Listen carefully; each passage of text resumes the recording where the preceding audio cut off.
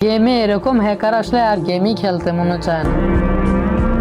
অনেকে তো এই হ্যাকারদের জন্য গেম খেলাও ছাইরা দিছে। আর এই জায়গায় গারেনায় নর্মাল প্লেয়ারের আইডিগুলা ব্যান করতেছে, হ্যাকারের আইডিগুলা ছাইরা দিতেছে।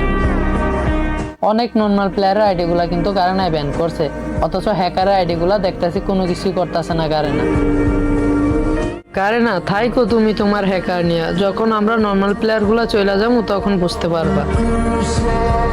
একটা নর্মাল প্লেয়ার আর কত সহ্য করবে? আমরা বেশিরভাগ প্লেয়াররাই কিন্তু নর্মাল একটা ডিভাইস দিয়ে গেম প্লে করি, না আছে ভালো কোনো গান স্কিন, না আছে ভালো কোনো মুভমেন্ট। তা দিয়ে একটা ভালো প্লেয়ারের সাথে ফাইট নিতে আমাদের হিমশিম খেতে হয়, তার ভিতরে আবার এরা। ভাবছিলাম এই আপডেটে কোনো হ্যাকার থাকবে না, গেমটা শান্তি মতো খেলতে পারবো, এবার গ্র্যান্ড মাস্টার পোস্টটা শান্তি মতো দিতে পারবো। কিন্তু এরা কোথ থেকে প্যানেল হ্যাকগুলা লাগায় আসে আর আমাদের নর্মাল প্লেয়ারগুলাকে ইচ্ছা মতো মারে।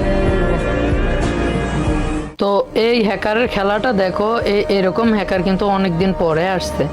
এতদিন আসছে প্যানেল ইউজার, বাট ওদের গলিগুলা রিকোয়েল দিত বা দুই একটা শট হইলো অন্তত এদিক সেদিক যাইতো, কিন্তু এর একটা শটও এদিক সেদিক যায় না, যতটা মারবে অতটাই এনিমির বডিতে লাগবে।